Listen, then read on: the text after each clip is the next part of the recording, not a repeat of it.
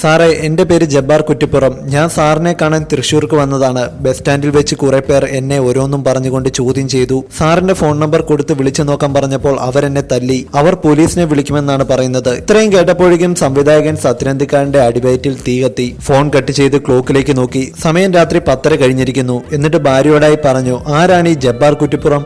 ഞാനറിയില്ല എന്നായിരുന്നു ഭാര്യയുടെ പ്രതികരണം. ചിലപ്പോൾ ഏതെങ്കിലും വിരുദ്ധൻ പെണ്ണുങ്ങളെ ശല്യപ്പെടുത്തുകയോ പോക്കറ്റ് അടിക്കുകയോ ചെയ്ത് ആള് കൂടിയപ്പോൾ രക്ഷപ്പെടാൻ എന്റെ പേര് പറഞ്ഞതായിരിക്കും. എന്തായാലും അടികിട്ടിയ വേദന അയാളുടെ സംസാരത്തിലുണ്ട്. അപ്പോഴേക്കും ഫോൺ വീണ്ടും റിങ് ചെയ്തു തുടങ്ങി. നാട്ടുകാരുടെ തല്ലുകൊണ്ട് നിൽക്കുന്ന ഒരു വയ്യാവേലി എടുത്ത് ഈ പാതിരാത്രിക്ക് എനിക്ക് ചുമക്കാൻ വയ്യ, അതുകൊണ്ട് ഫോൺ കിടന്നടിക്കട്ടെ. അപ്പോ ഭാര്യ പറഞ്ഞു, മക്കൾ സെക്കൻഡ് ഷോ കാണാൻ പോയിട്ടുണ്ട്, ഇനി വിളിക്കുന്നത് അവരാണെങ്കിൽ. അത് കേട്ടപ്പോൾ രണ്ടും കൽപ്പിച്ച് സത്യൻ ഫോൺ ചെവിയിൽ വെച്ചതും, പൊന്നു സാറേ ഫോൺ കട്ട് ചെയ്യരുത്, അയ്യോ ഇവരെന്നെ തല്ലിക്കൊല്ലുമേ.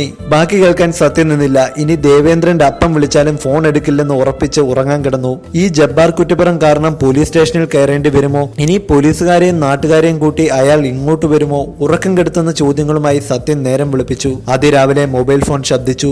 മറുതലക്കൽ മോഹൻലാലാണ്. കൂടെ പ്രിയദർശനും ശ്രീനിവാസനുമുണ്ട്. സംസാരത്തിനിടയ്ക്ക് മോഹൻലാൽ സത്യനോട് ചോദിച്ചു, ആരാണ് ഈ ജബ്ബാർ കുറ്റിപ്പുറം? സത്യൻ ഞെട്ടി. തൃശൂർ സ്റ്റാൻഡിൽ നാട്ടുകാരുടെ അടിയേറ്റ് ചോരയൊളിച്ചു നിൽക്കുന്ന ജബ്ബാറിനെ മദ്രാസിലുള്ള മോഹൻലാൽ എങ്ങനെ കണ്ടു? അപ്പോഴേക്കും മറുതലക്കിൽ നിന്നും മോഹൻലാലും പ്രിയനും ശ്രീനിയും പൊട്ടിച്ചിരിക്കുന്നത് സത്യനന്ദിക്കാടിന് കേൾക്കാമായിരുന്നു. മോഹൻലാൽ ശ്രീനിവാസനോടും പ്രിയനോടും ബെറ്റ് വെച്ചുകൊണ്ടായിരുന്നു കുറ്റിപ്പുറം ജബ്ബാറായി സത്യനന്ദിക്കാടിന്റെ മുട്ടുവിറപ്പിച്ചത്.